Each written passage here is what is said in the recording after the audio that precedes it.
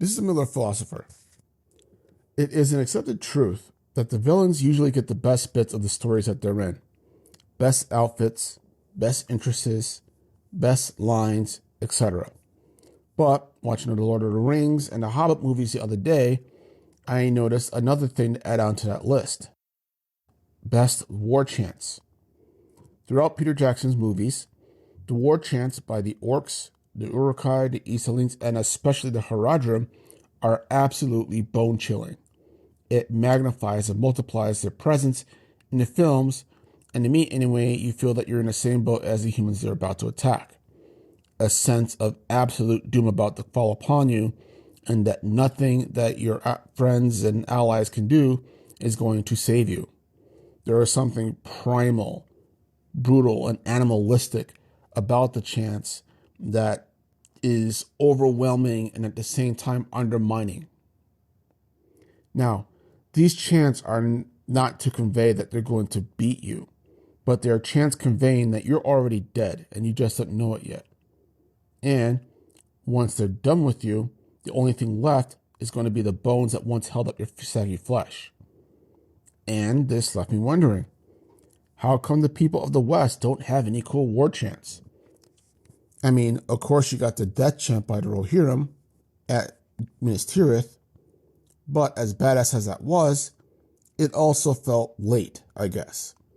Like they just came up with the attitude after shitting themselves at the sight of the army first. Maybe the sole exception might be the chant of the dwarves in Moria at the Battle of Aznuzabar and the Battle of Five Armies. Essentially, that these armies go onto the battlefield with the sole intent of annihilation as soon as they get there. I once got into an argument with a former roommate who felt that Aragorn's speech at the Black Gate was better because it was more inspirational, inspired by hope.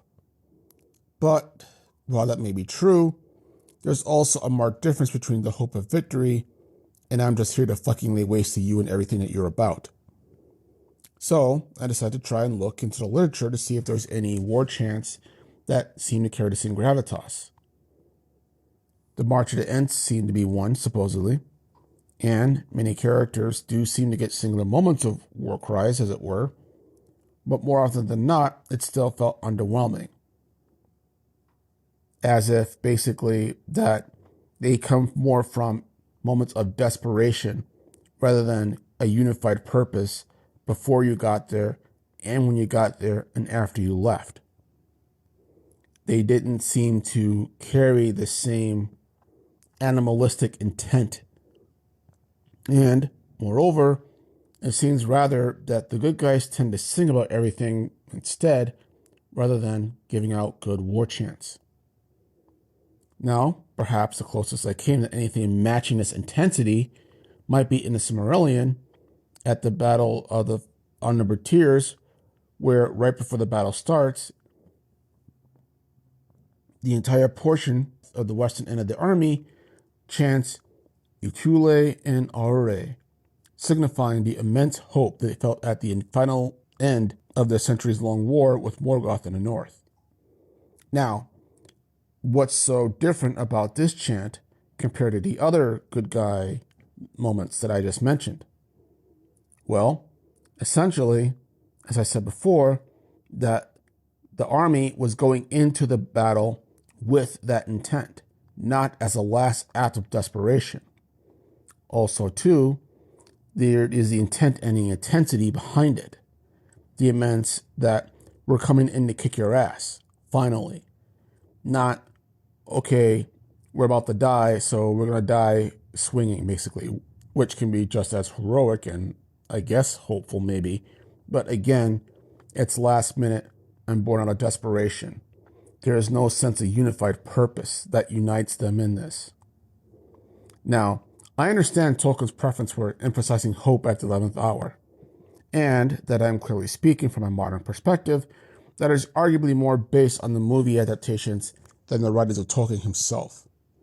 But that said, and if I may say something that is a bit sacrilegious, if the latter is true, I feel that the movies do a better job of conveying the singular, united purposes of the forces of evil, that of Sauron and Morgoth, when compared to the smaller and more divisive forces of the West, whom, even during the final moments of the War of the Ring, were fighting more as separate factions against a common enemy rather than as allies. Gondor and Rohan in the south, which even then was pretty much last minute, and Erebor, Dale, and Mirkwood in the north, which at least two of those were already allies at that point. But what do you guys think? Am I completely off and totally biased here?